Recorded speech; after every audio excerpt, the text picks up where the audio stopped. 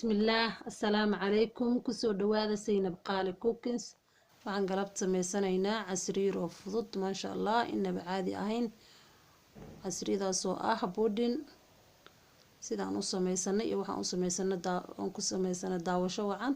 haddii aad channelkeena ku cusub tahay fadlan subscribe kadibna gambaleel si aysan kuu dhaafin waxa aan soo dhigno hadduu Allah awood leh ka raali noqdo.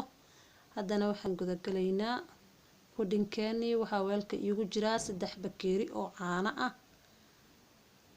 waa bakeeriga shaha lagu cabo 3diis ayaan isticmaalayaa. waxaa kaloon ku daray nus koob sokor ah, bakeeriga haafkiisa oo sokor ah.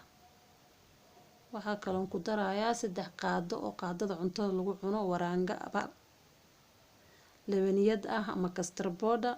waraangaad isticmaali kartaa, custard powder mid alla midkaad jeceshahay. hadda aniga waxaan isticmaalayaa waa labaniyada. sidaa la socda walaalahayga qaaliga ah. kadibna hadda dabka ayaan saarayaa.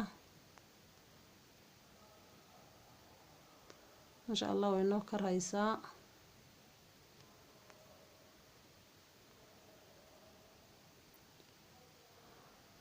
way noo soo kartay. dabkii aan kasoo dejiyey 2 qayb ahaan ayaan u kala goynaa. qaybna kalar ayaan ku darayaa, qaybna sideeda ayaan ku dhaafi insha allah.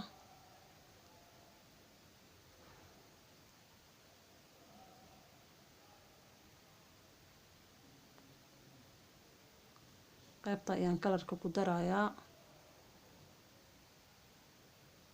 kalarkan ku daraayo waa kalarka loo isticmaalo macmacaanada.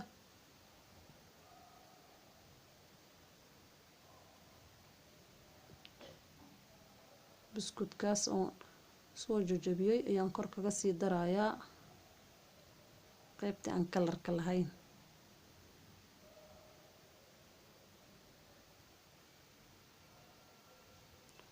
haddana weelashii oo noo diyaar ayaan ku diyaarsanaynaa bakeeriyihii.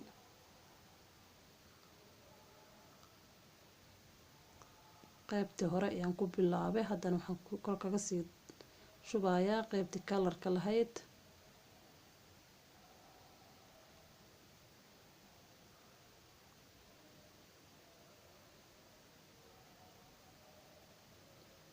insha allah markaan kusoo dhameysanana waxaan kor ka sii saarayaa buskudkii oon soo jajabiyey.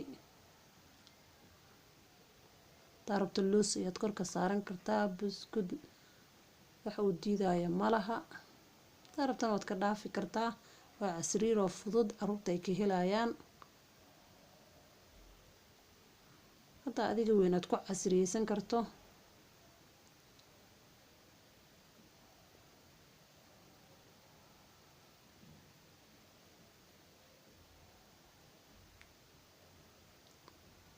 marmar ayay nafta iskaga baahan tahay wax macmacaanka ah inkastoo faad laga cararayo.